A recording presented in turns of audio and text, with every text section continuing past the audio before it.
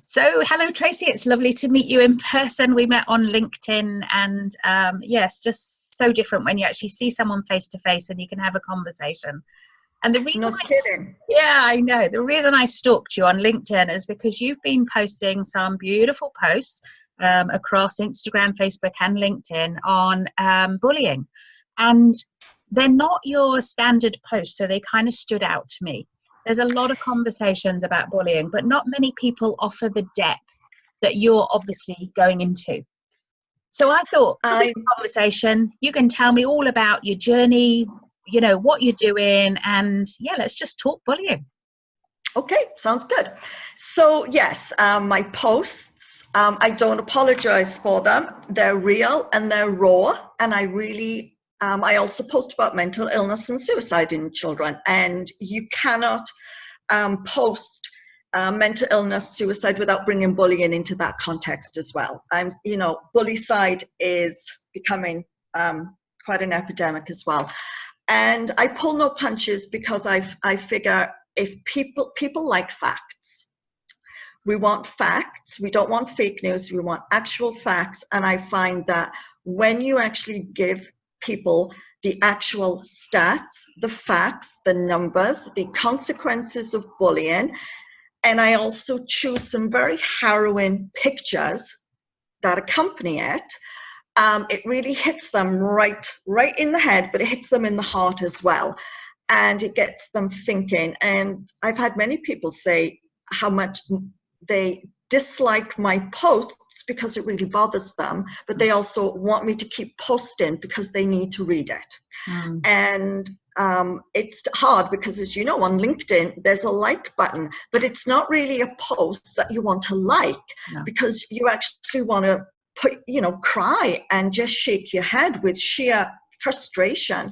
But I feel that sometimes it's the Brit in me. I think it's the transparency and the let's not beat around the bush and sugarcoat things. This is fact. That's why, if you recall, I did a post about bullying in New Zealand. And I had it ready to go. And then, of course, sadly, the Christchurch massacre happened.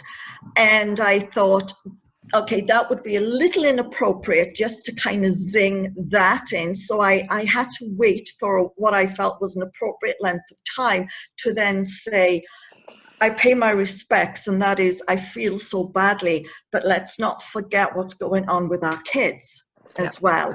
And our workplaces. And our workplaces, because the reason why I'm on this journey, why it really began, was I was subject to workplace bullying for 4.5 years.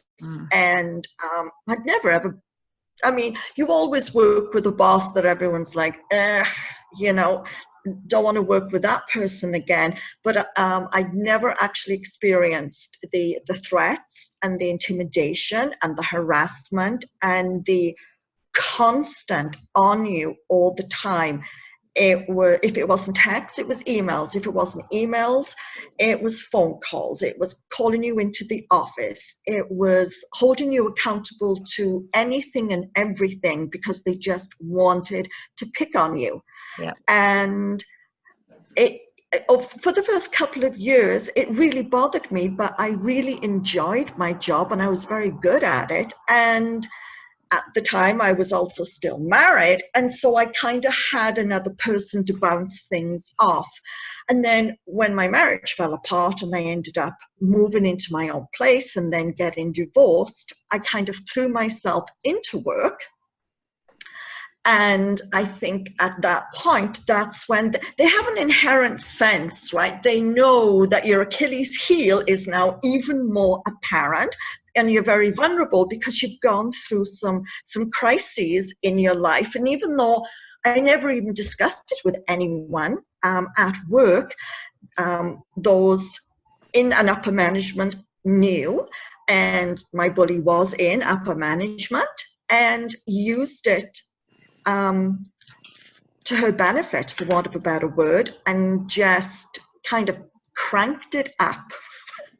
And that was it. 2014, it really came to a head. And then after I actually challenged her over a legal and ethical patient issue where she was in the wrong. And I absolutely could not let it happen because it was going to put other people in danger. And I made her accountable, but unfortunately that was it. That was my demise. Yeah. Because even though I succeeded, it made her look very bad. Yeah. And she decided that it was time for, put the bullseye up on the wall. Tracey's face is going to be there, and I'm going to sling anything and everything I can. And that's what she did. And it culminated on August 20th with a meeting where I had my union representatives present, including higher-ups from another city I'd called in because I had a feeling it was not going to go well. She'd called the meeting for an entirely different purpose. It was what had happened was, as everything was going down, in the June of 2015, with absolutely no reason, no warning, she called me into the office on a Friday afternoon and told me, "Don't come to work on Monday. I'm sending you to work in another office. You're going to be doing special project work, and you're going to be there for 6 to 8 weeks. I'll decide when you return." That was it. I wasn't able to say, finish my work, say goodbye to, I looked after 23 nurses. When I came into work at the new place on the Monday morning, she had cut me off email, so I was no longer privy to any emails. She had told everyone in the hospital not to communicate with me. And I was literally, in Britain, there's a saying, sent to Coventry, where you're completely isolated. I was put in an office with no windows, one door away from everybody else, and I didn't see a living soul. And I contacted the union and said, "This is unacceptable." They didn't even tell me what the project was. When they gave me the project, I finished it in 3 days. And I said, "Okay, send me back." And they wouldn't even meet me. And so the union took it even higher than her. And when he found out what had happened, he was appalled and said, "This isn't going to happen. She's going back." And so the meeting was called on the pretext of preparing me to return to her workforce. And I said to everyone, no, no, no, no, no, no, no, no. This is going to be the creme de la creme. This is going to be it. And yes, it was. Oh my goodness. It was absolutely horrendous and so bad that I fell down the rabbit hole. I left work. I was in a state of shock. I was crying. I threw myself into bed because it was like the end of the world. It was totally hopeless. And when I woke up the next morning, I thought I'd had a stroke because I literally couldn't move. And when I did manage to kind of get myself to the edge of the bed, I couldn't lift my arms or my head. I felt like I'd been encased in cement, and not even realizing that, of course, I just had like a nervous breakdown. I was in a major depression. As a nurse, didn't even get that because of the physical effects. I was crawling, and then on the Saturday was my first suicide attempt, and that's when I realized I was in deep doo-doo, for want of a better word. Went to see my doctor on the Monday, and she said, "Oh, Tracey, you've had a massive acute depression. Like, this is it. It's like you have fractured your brain into a gazillion pieces." And it felt like I was in the rabbit hole. That's the only way I could describe it. And so began my journey. And it took me a year to even get to a place where I felt that there was a future, a hope.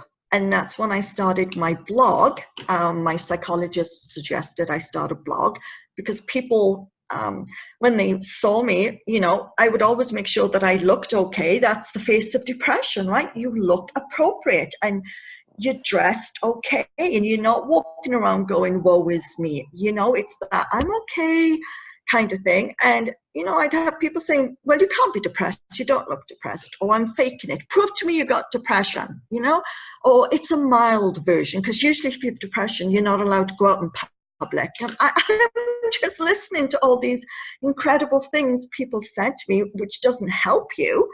And so my psychologist said, put it in a blog.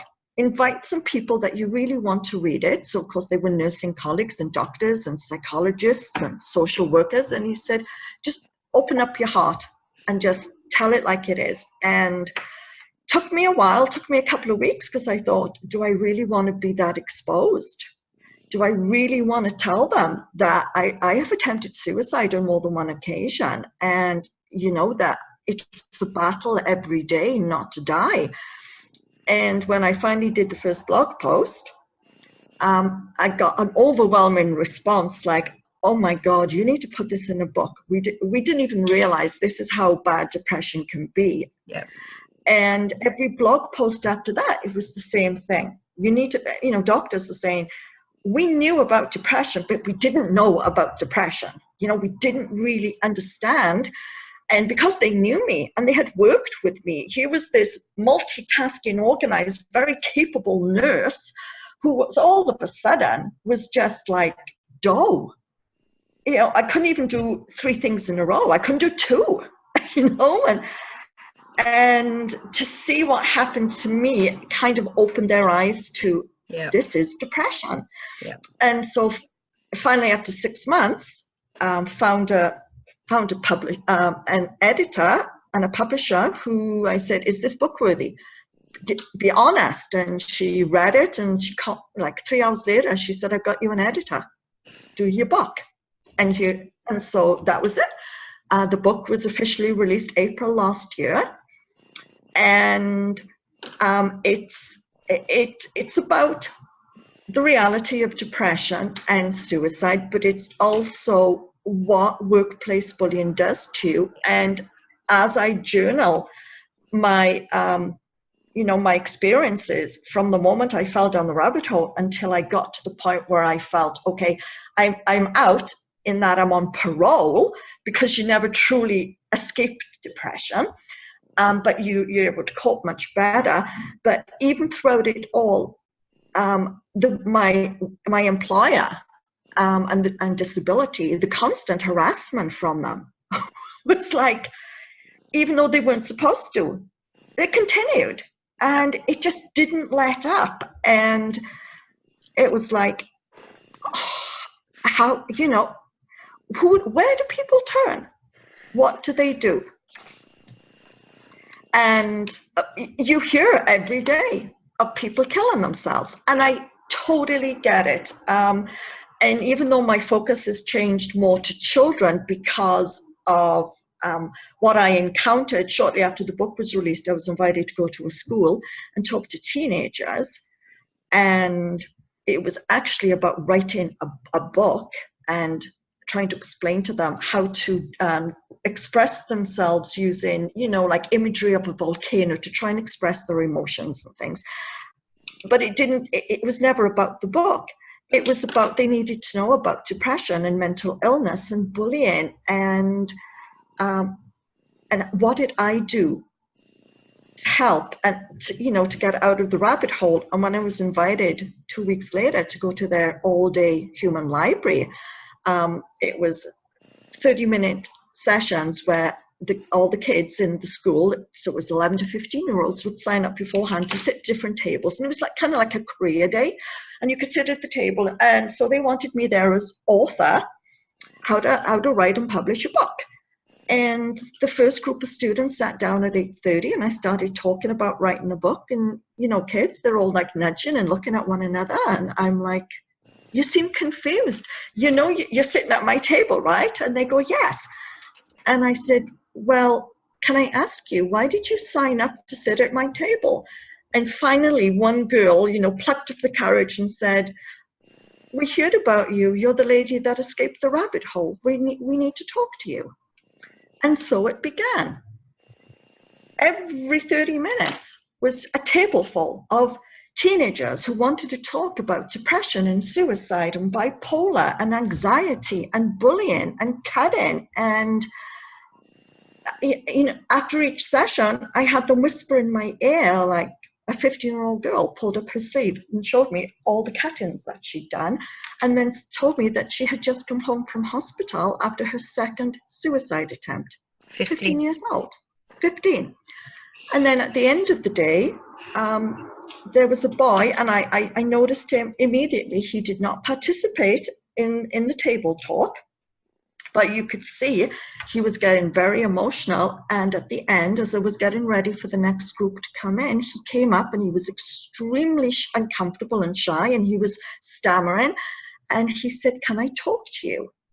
And I said, "Of course, what's wrong?" And he literally fell into my shoulder, sobbing his eyes out, and said, "I've been in the rabbit hole for 7 years. When will I escape?"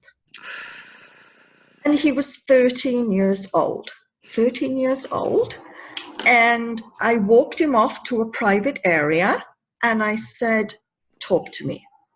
And he just started talking. And as it unraveled, and he was telling me what's going on, and Mum is an awesome support. She's a great support, which is really good. And I said, "You know, let me walk you to the school counselor," because she was kind of prowling back and forth alongside me. And another teacher was kind of behind me, eavesdropping. And he said, "No, I want to talk to you because you've been in the rabbit hole." And we spoke for about 30 minutes. And at the end, as he started to calm down, and I said, "Okay, here's my number. Get Mum to call me if she wants to talk, about what happened. And here's my website." And I said, "There's lots of good info, and you can contact me on there if I said, if anytime you ever want to talk." And then he said, "But how?" He says, how do you do it every day?" Because I told him, even for me, some days it's a real struggle. And I said, "Even as horrible as your day is today, something good happened to you." And he says, "No, it didn't. Nothing good ever happens to me." And I said, "Of course it did. Mum brought you to school, and did she say love you?" And he said, "Yes." And I said, "That was good." And he said, "Oh, I guess it was." And I said, "Think of something else good." And he goes, "There's nothing." And I said, "Are you kidding me?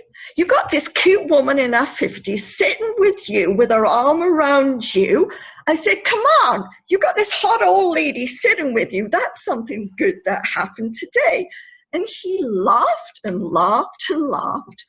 And I said, "Think of good things. Good things could be that you went outside and you felt the sun on your face, or you and Mum went to McDonald's and you just had a really nice time and the burger tasted awesome." I said, "That's your good." I said, "Think differently what good things are." I said, "You go home and your favorite show's on." And I said, that's the little things. And I said, "My book's in the library. Why don't you go and sign it out right now?" And I said, "When you start going through my book, you can see how the little things become the important things to help you." Wow. And it was funny. So I went back in to give the next class meeting. And then at the end of the day, I was packing up to go, and the counselor came and actually reprimanded me. She was like the ultimate bully, and she told me it was none of my business, and I had no business talking to him. And that, quote unquote, "He has so many problems, he's a lost cause, you're wasting his time. You're wasting your time." 13 years old. And this was the school counselor. And I looked at her, and I mean, as somebody that had been bullied for so many years, it's still raw when you have another bully come up. And I said, who do you think you are? How dare you talk to me like that, to start with? And secondly, no wonder he didn't want to see you. I said, "You've already decided he's a lost cause. Shame on you." And at that exact moment, he walked by the library doors. School had finished. He was walking outside to go meet his mum. He stopped, he saw me, he jumped up and down, waving his arms with a big smile, and he shouted, "Thank you." And I looked at her and I said, "Lost cause, hey? Well, there you go." And I picked up my things and I walked away. And it's like, so, and I knew, so how I can imagine how the kids feel. And that's why I decided to become their advocate, their voice, because no one is standing up and actually shouting for them, because they may shout, but everyone goes, oh, it's a kid, it's right, going through a stage, being difficult, hormones, attention seeking. And it's like, no. Yeah. Sit there. I mean, at the end of that day, I had 63 teenagers come and confide in me what they were going through. 63. In one school. In one school. And I stopped my heart driving home, and I thought, no, this is just this school.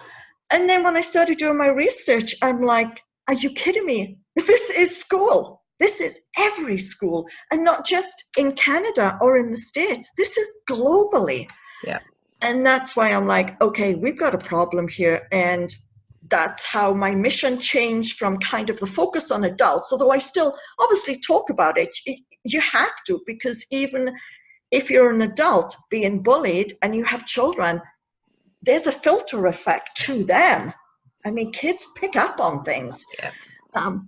But also, if you're bullied at school and you never really dealt with it, you are more susceptible to then being bullied in adulthood as well, and or even then becoming a bully, depending on how hard the experience was. But it's like we have an epidemic of bullying and of mental illness and suicide, and it's not just in children, it's everybody. I mean, and male suicide especially around the world, over 35s, males, is the highest they've ever seen it, and teenagers and kids are coming up close behind. And it's like, we've got to stop this. We're doing something very, very wrong, aren't we?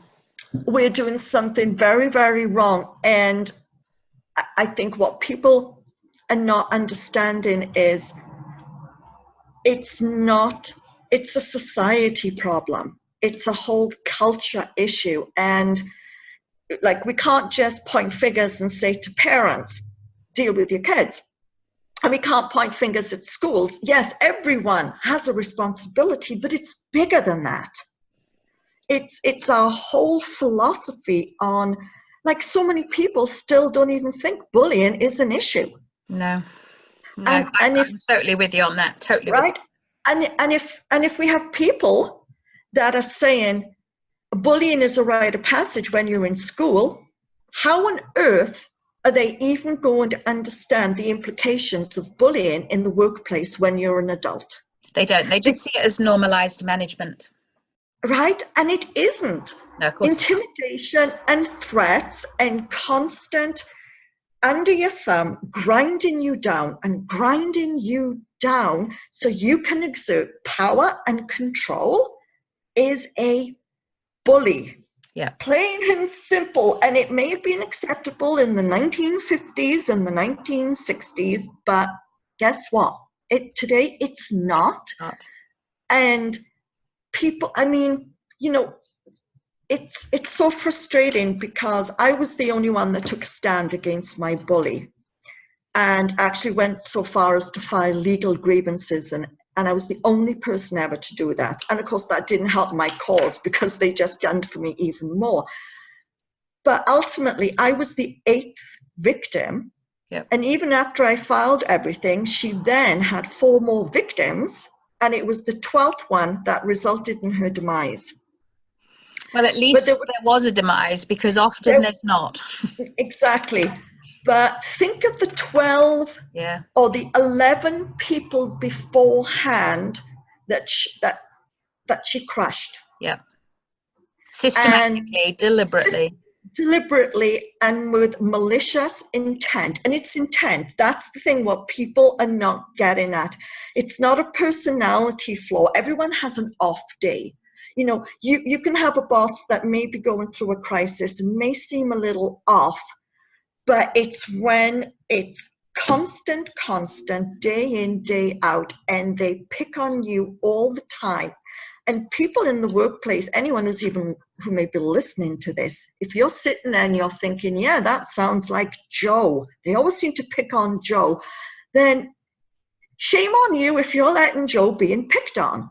Because right? And I'm saying this in schools, be an upstander, not a bystander. Yeah. Because they've proven if other kids step up and say to the bully or bullies, that is wrong, and they help the person being bullied, more often than not, the bullying ends. Yeah. And Because yet they what know. we often see is the reverse of that. No one stands up, and then actually the bully creates a group and a crowd Yes. that joins Yes. them. Exactly. And it's shame. And in the workplace, again, you know, if they're picking on one person and yet there's 8 of you in that particular office or in that particular work group, 8 of you standing with that one person is the stronger force to go to upper management and deal with that person than you all going, well, I don't want to rattle the cage, so I'm going to support Joe in secret, but I'll still schmooze the manager, because that's what they did to me. Yeah, right? and it's commonplace because they're frightened for themselves and their own position, and that the focus might turn to them to become. Exactly. Yeah. But think, and this is, and I so get that, but having now lived it and survived it, it's like they don't realize that they actually own the power. Yeah. If you stand collectively as a group and say, what you're doing to Joe is wrong and it's not acceptable. But they do know that just by doing that, they put themselves offside to the bully, the manager, and that even the most basic of civilities will disappear. They won't get their leave when they ask for it. They won't get their professional development. They won't get put on projects. They will get left off. I mean, your story, and thank you so much for sharing your story. It's just, unfortunately, it's not uncommon. I've heard it time and time again, and I relate to so much of it. But what struck me was when you said you were taken off emails and shut away in an office, isolated. And it is the most vicious form of psychological bullying that there is. And yet, the one that people will say, well, I didn't do anything wrong. I didn't even talk to her. But you did, and that's it. But that's, I think, what people fear. If I stand up, even if they don't think they'll be aggressively bullied, they think they will be cut off, cut out, excluded, shamed, whatever.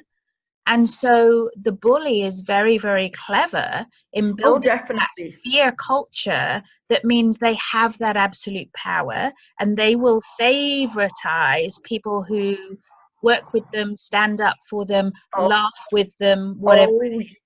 Yes, and no, and I 100% agree. And I know. I mean, even though, as I said, betrayal is hard. It's very hard when people because I always had their backs, always. And I've always been told throughout my life, your greatest quality is your worst quality, Tracy, because you have integrity and you will stand up for what is right. And if you feel someone is trying to either do something wrong to me or to another person, you will say no, and you will stand up for that person. Yep. And yes, I got the ultimate, right? But I have no regrets. No. But I think that's why we have to change how people perceive bullying, and we have to try and in some ways enable our employees to take back their power and stand up as a united force against the bully. They used to do it back in the 1800s and everything, right? I mean, that sense of camaraderie and the ultimate in being a team. But I know it's difficult because, again, if you're in an organization where they don't support you higher up, and it doesn't matter that even if the 10 of you stood tall with Joe, and they didn't do anything to that bully, which was exactly like me. I mean, it's hard, and I think that's why with bullying, we've almost got to do a top-down effect, where there has to be liability and accountability for the employer or the organizations. But we have that in New Zealand. We have very good laws about bullying, as do Australia, but they're not implemented and they're not acted on. Right, and that was going to be my next point, because I know there's lots of people, especially in the States, that have said to me, but every school has an anti-bullying policy. I said every school can have one, but unless they implement it, and every single person in that school or in that workplace is educated on it and understands what is appropriate and not appropriate, and what will happen if things are not followed, and what is the follow-up, and everyone is consistent, because you have to be consistent. You can't just say, oh, well, I'm going to let it go for Joe today, but Dave did the same thing tomorrow and I'm going to go for him. Then everything's out the window again, right? Yeah, absolutely. And it's a whole shift that we have to do, because again, we know, right? If you kill someone, it's against the law, it's murder, but everyone does it, but people still do it, right? And that's a harsh example, but it's with bullying, we have, workplaces they either have to be fined, like in the States now, in schools, they're actually losing funding. If they have an anti-bullying policy and it's implemented, but they don't act on it, they will lose funding. Right. It's interesting because in the workplace in the States, they're well behind that. So there is no legal cover for bullying in the States at all. But with schools, more so now. In fact, I did a post on it. Oh gosh, I think it was last week on Title IX, the act in the USA specific to schools, and how lawyers are now using Title IX to deal with bullying in schools, where even though they say, yes, we dealt with the bully, but they didn't, right? Because daddy was a rich lawyer and mummy was a doctor, and he's the head of the captain of the football team, and so we're going to let it slide. Now, under that title, lots of the states, and I think 3 have definitely enacted it very rigidly. They have very strict laws. I think lots of them are starting to follow on with Kansas especially has very tough laws that they've implemented, because there was a spate of suicides, about 7 suicides in the space of 3 weeks with teenage boys, and it was all related to specific instances of bullying. And so I think it's that with if we go back to the workplace, there's got to be accountability. Yeah. Just this morning, there was a new post up from Stuff. Now, Stuff is one of our electronic kind of news media, national. They reported on a particular DHB, District Health Board, and they've released the results of some of the staff survey. Now, there's been all sorts of problems in this DHB. It's hitting the news for numerous reasons, bullying being one of them. And their staff survey has shown that 60% of staff have witnessed bullying in the last 12 months. And 32% have been bullied. Yeah. And that's just one that's just one DHB. And they now have the evidence, and the claim is by some of the advocates over here in bullying that has been known right to the top, to the CEO for a long time, and she is still in post. And that is inexcusable. If you have 1 in 3 staff being bullied, there is a systemic cultural problem that will go right to the top. And she is knowingly fostering it, encouraging Absolutely. it. Well, But she covers for it. So the advocate that has taken on numerous cases within the DHB has 3 of which are suicide cases, and she covers for the bullies. And you know what? This is what's so frustrating, because to me, and this is actually what they're now trying to do in some of the countries, is if you knowingly, if you were aware that there was bullying and you were in a capacity where you could deal with the bully and help the person, and you chose not to for whatever reason, and that person ended up killing themselves, they're now looking at actually charging not only the bully, but the person that was complicit in what the bully was doing.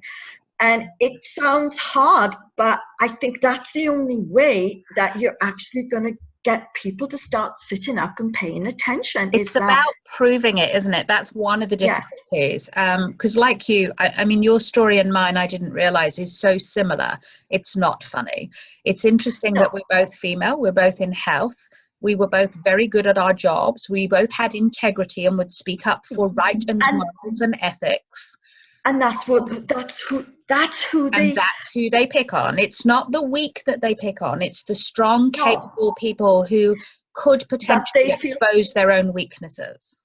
And yes, they feel threatened and intimidated by. And it's as I said, I mean, oh my goodness, when my book came out, so many people from this particular organization contacted me and said, I was two. And it was like, oh, we could have a little TV show, come on in.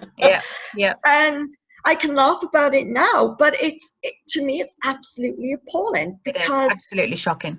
We're playing with what people are not understanding is we're playing with people's lives. Yep. It's their lives. It's their emotional brain health, and it's more than that, because that emotional brain health affects the physical health, and it affects spiritual health, that affects the mental health, that affects the sexual health. Absolutely, and the family unit. Because if you're, for example, a male and you're being bullied, that in itself is a huge issue, because it's still the male, right? The primary breadwinner, the caveman, I should be strong, I should be tough, I should deal with this. If it's a woman who's bullying the male, even more complicated, because there's the embarrassment and the shame, and who do I tell and who will believe me? And then if you're married and you have kids, you take that home with you. I don't care if you say, I don't tell them, in your body language, your responses, they can sense something is not right. You're going to withdraw, you're going to become depressed, you're going to start suffering like digestive problems, headaches, stress, not wanting to go to work, short-tempered. Immunity, heart. Right? Everything sets in motion. And so not only is the bully victimizing the person, but the bully is also victimizing the family. Yeah. It's another form of abuse. Yeah. Yeah, absolutely right. And people need to wake up. Yeah, and even as I sit here now, I'm like going, I would so love to name the people who did that to me. And yet even now, I would fear that if I did, they would jump on me from a high height and deny, tell lies. So in one of the formal grievances that I took, I was sat there with a support person. We had HR there.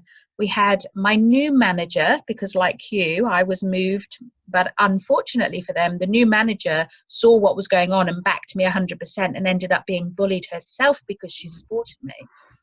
But the people that did it, they sat there, and before we started the meeting really, or, very early on, they kind of said, oh, well, just before we go into that, we need to talk about this complaint that's come in.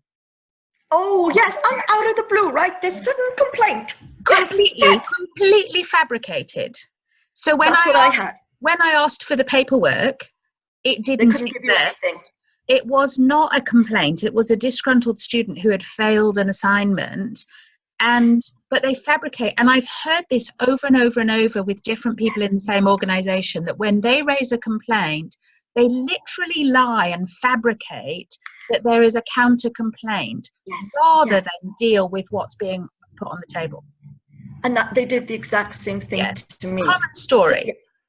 So, and it was, I think what really hit me the most was the absolute lies. And we as they came out, we were able to disprove every single one. Every single one. So one off. One after the other. And then they went for the false allegations.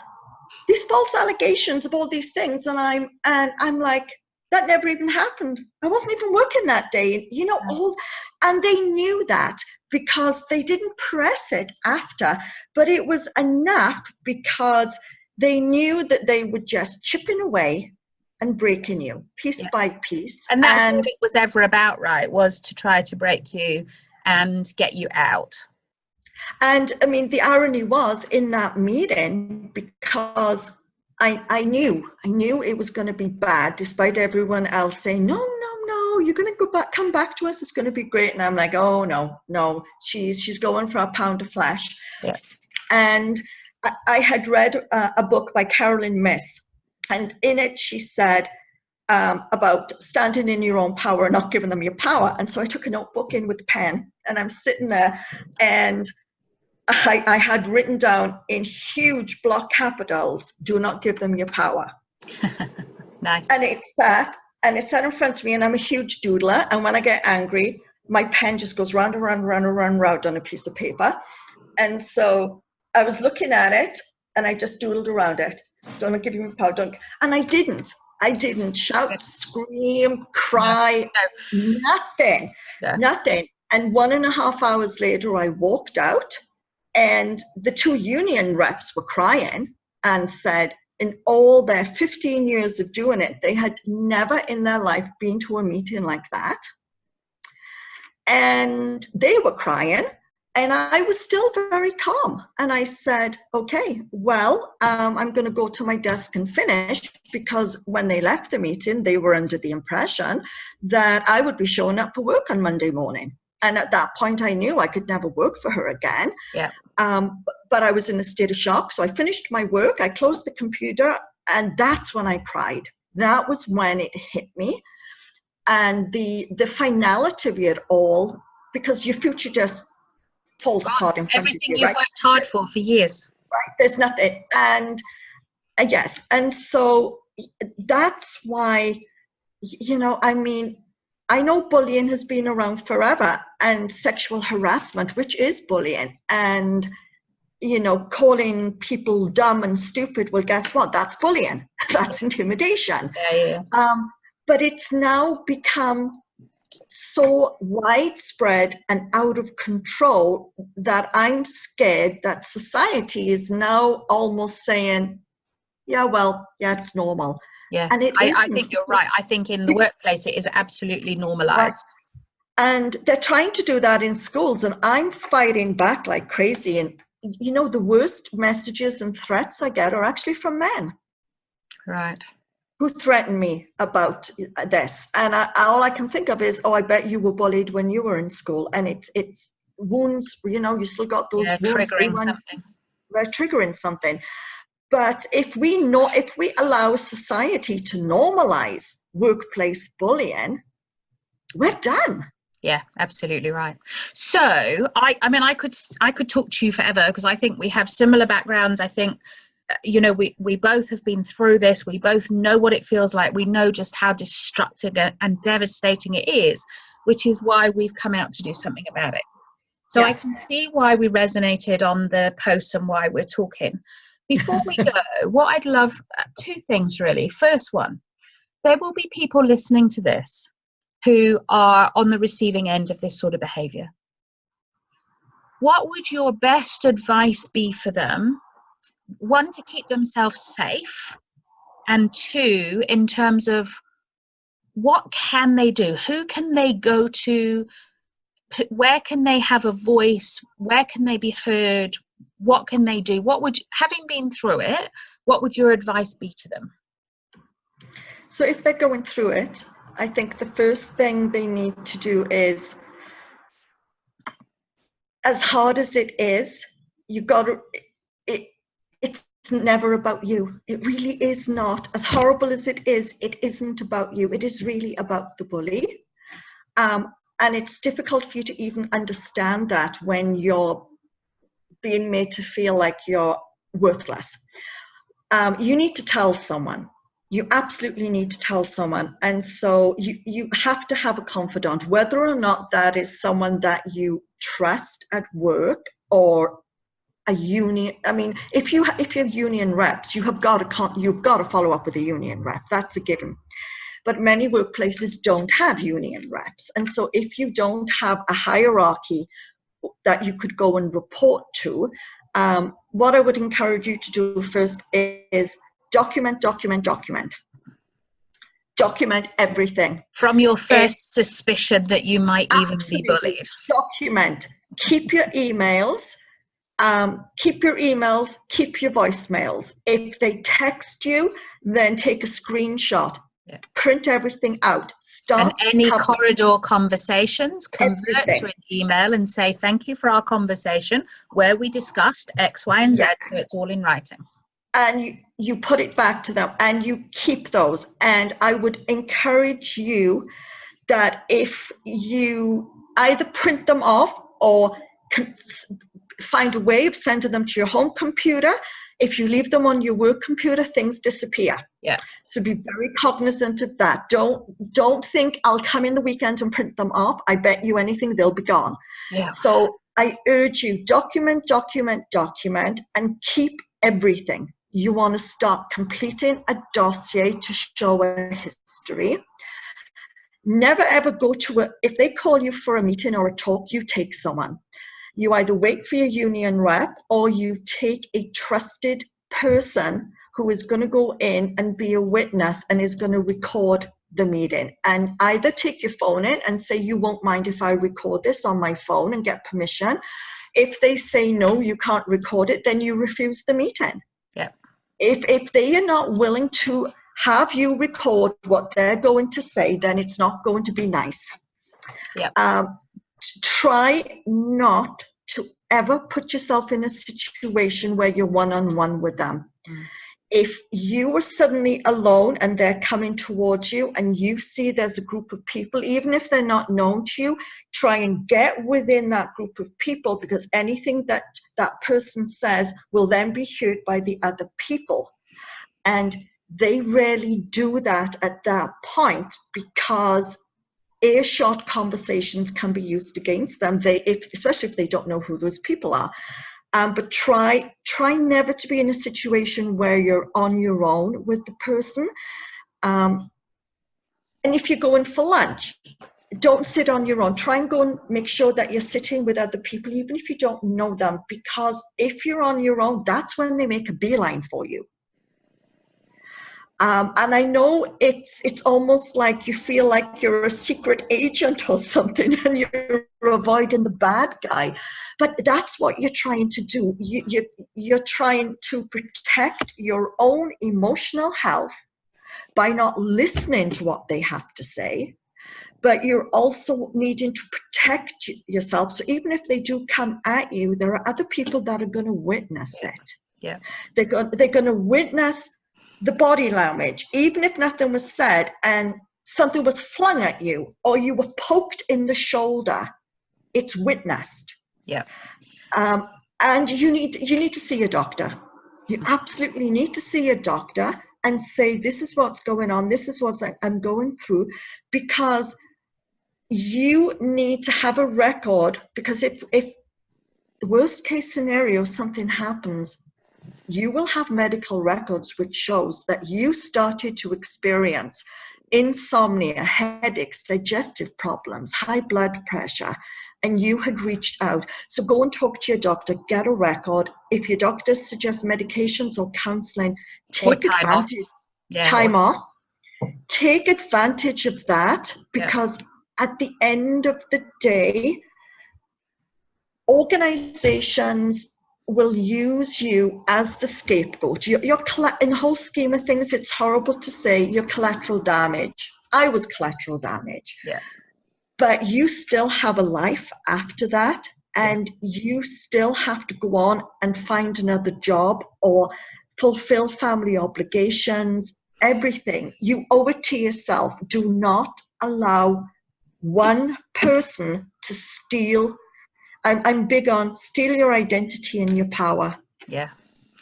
So I echo all of that. I also think of what you said about, being taken off email lists and shut in an office. So it's also recording things that you were left out of that you would have previously been invited to. Where you weren't allowed to go.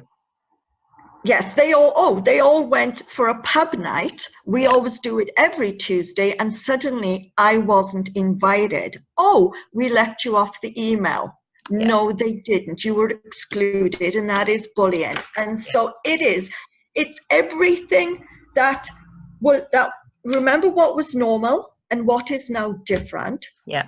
And you have to record that, even if it's 3 friends that you were close to no longer want to give you the time of day, record that, because it shows the bully is indirectly ostracizing team members away from you, and that in itself is extreme bullying.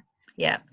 The other thing I would add to that is probably the one thing that got me out of my rabbit hole, because I was surprised, one, how quickly I went into the rabbit hole despite the skills and strengths that I had. Me too. And then once I was in it, I felt completely helpless. I couldn't seem to find a way out for a while, and I got angry and frustrated, and then apathetic and withdrawn, and all of the classic, all the emotions. Right. Yes. But in the midst of it, I came across what I now do for my business, which is Embraining, which at a fundamental level teaches you how to manage your own autonomic nervous system. And that, for me, alongside gratitude, which you beautifully described earlier. So the combination of embraining, breathing, and gratitude was what helped me to stabilize and then begin to come out of the rabbit hole again. So I would highly recommend, seeing a doctor, but also if you book to see an MBIT master coach who is trained to work with the autonomic nervous system, that for me was literally a lifesaver, because without that I was well down that rabbit hole. I was having very dark thoughts of, can I go on? Can I continue? So that would be the other thing I would kind of just say to people, that there are skilled, qualified people who are not GPs necessarily, but other people who are qualified to help you with the physiology of that stress. 100%. And I mean, absolutely. My psychologist, because he doesn't, he's not a medication person to begin with. He strongly believes that, early childhood trauma and everything, and the changes that it does to your brain and how it affects you in later life, and the behavioral strategies and the holistic approach more than anything. And that's what I, throughout my book, in my self-care, that's what I kept saying to people, is that there is no, pills are not going to get you through this. They'll help at the beginning. If you're really, with me, I needed them because my dopamine was just so done. It helped me. But eventually you realize that when your brain chemicals are then stabilized, they're not the root cause of the depression. It's just all the neurons and everything's going on. Some of them may deplete. Is that keeping on with the medication and not doing anything else for yourself is not going to get you out of your hole. No. You have to start caring for yourself as a holistic person, mind, body, soul, spiritual, physical, you name it. And that's what, as I said, I say in the book, I say to everyone, the person I was when I went down the rabbit hole is not the person that came out of the rabbit hole. Yeah. Not the same person. And I'm sure you can say the same thing. It changes you. But when you come out, you have a different understanding and appreciation of life. And you're different person, but I think you're a better person because you're more in tune with things and will utilize whatever resources you can. Yeah, I think for me, there's like all this, when you change, it's a choice really. And some people will come out a better person with a drive to stop this happening. They'll be an advocate for other people. But I have seen people who come out really, really angry and just wanting a pound of flesh. And I think that's what's worrying me about some of the bullying movements is that what appears to be happening, and I actually said at a bullying conference last year, you've got to be really careful you don't become a bigger bully. And fighting bullying with fighting, while I totally understand the emotion that is driving that, I don't personally think is going to be the way forward that actually sees transformational change. So what I'm looking for is a way of doing it, again, because of my background in embraining. I want to find a way that does it compassionately and wisely, that is strong, absolutely strong, and yet comes with a greater wisdom and compassion, and remembering in the workplace, both the bully and the victim are employed. And so the employer has a responsibility for both of them. Both. And I absolutely, I mean, there are two people involved, and I mean, especially with child bullying, when I say you have to see what's going on in the bully's life. There's a reason why a child bullies.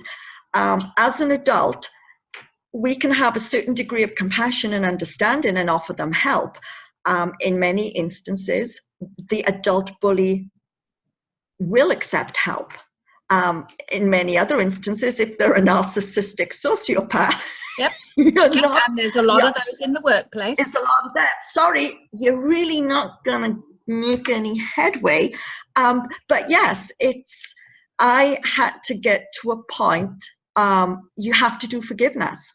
You have to move forward. And I have seen, it ultimately comes down to personal choice, and you can choose to come out a better person angry and go and say guns blazing, and that's no good, because you're going to end back down your rabbit hole before you know it, because things will not go as you hope they will. Or you can come out with a different perspective, a different understanding. And as I said, I mean, my theme is, especially with the kids, it's engage, educate, empower. And I also throw in sprinkle kindness everywhere, because that's a quality and a value that the world has forgotten big time. But no, there is a way to do it from learned experience, but you have to do it, as you said, intelligently, with compassion and understanding, and in working with this. I mean, our workplace is diverse. There's religions, ages, gender, ethnicities. I mean, we have to be so cognizant of all of that and be able to change a work culture for the better, which still empowers every single person who comes into work that day and make them feel valued. I think at the end of the day, we all want to be valued, that we are fulfilling a purpose. And there's nothing worse than making you feel like you are not worth anything. I mean, yeah, and I think that's why the isolation and exclusion is so damaging, because basically they're saying you don't even exist. That's it. Exactly. And as I said, it's and we have to, because the more people step up and stand up and say, okay, we need to look at this, and how can we, so we've got a law in place, but it's not working. So how can we tweak it? And what can we do within the workplace that the employer feels, you know what, I can implement that in my workplace, and that can create change.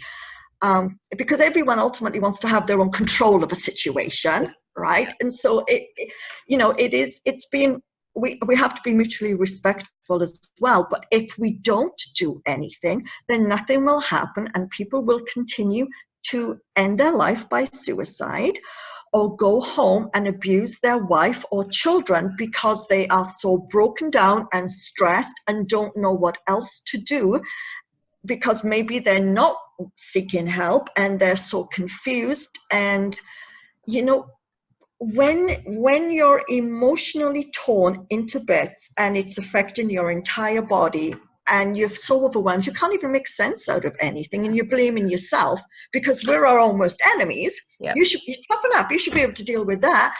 You know, how can we expect them to go and be functioning members of society when they leave the workplace? Because life will not return to normal when they go home for Saturday, Sunday, weekend, because they're carrying, I got to go back to work on Monday, and here it goes again, and it never leaves them. So I say, you know, we have to stand up and support and protect each other. That's what humanity is supposed to be about. And we, at the end of the day, it is getting back that sense of humanity and kindness, community, connection, community. Dare I say, love? And that's, well, and I think Einstein, one of the letters he wrote to his daughter, said, despite everything that I've done, I can tell you what the secret formula is to a happy and fulfilled life. Love. And that's it. Love. That's it. He said it's that simple. It's love for yourself. It's love for one another. It's love for mankind. And I mean, New Zealand has just proven that. They came together for the mosque shootings, right? There was that connection of community. So people want that. They know they can do it. So why can't they do it to help? Even within that, though, if you've watched the news this week, I'm a Christian, and it breaks my heart that someone under the label of being Christian would stand outside as a church unit and basically outside that same mosque just this week declaring that Christchurch is a Christian city. Oh, for goodness sake. So no. even within where we've seen people coming together and showing love, we still have that ostracizing of other religions. And I mean, shocking. I think, and it's shocking, and our sad reality is we're always going to meet those people. Yep. And they're going to be in the workplace and in schools and in communities. And it's why I try to now dedicate my time to upskilling individuals that when they find themselves in that position, that they, like you said earlier, it's not about them. They can bring that peace and love to a place, even when it is a really difficult environment that they find themselves in. I agree. It's sometimes, if, you know, we can try, but I always say, if I can, as I said, engage, educate, empower each person to take back control of their life and learn the coping skills and develop that sense of self-worth and confidence, they will come out of it the better person. Yeah, beautiful. And that's what we need to start doing as a society, is let's start empowering our kids 100%, because they're facing stuff that we never faced as children. And it's a hard world, but let's all start empowering one another. Because everyone has a story. I've gone through the gamut, you've gone through the gamut, but I can walk outside on the street, and if I went up to every single person, I bet you every single one of them, except for the narcissistic sociopath, will say, well, let me tell you about my life. Yeah. Everyone has a history and a story, and it involves pain and heartbreak and emotional torture. And, you know, we need to be kinder and start being more accepting and not even tolerant. No. It's understanding with respect and have a little bit of class and integrity. Beautiful. You know? Tracey, that's a beautiful place to leave this. I know that you do amazing work in what you do. If people want to get in touch with you, where can they link with you? Where can they find you? And just tell them the title of your book so they can go and get hold of that and have a read more about your story. So the book is Escaping the Rabbit Hole, My Journey Through Depression, and all the links actually are on the website. My website is www.traceymaxfield.com, and there's also how to get hold of me. There's loads of articles on there, information about me, the book, what I'm doing. And it actually, on Wednesday, my website won a silver medal for the ELIT Book Awards. Oh, fantastic. As Best Author Website. Which is what I set out to do. I didn't want it to be just about me and my book. I wanted it to be as a resource so people could go there, because I got all the suicide hotline numbers and mental health resources and bullying. I wanted them to go there and read articles and get information of what they can do to help themselves or help their kids.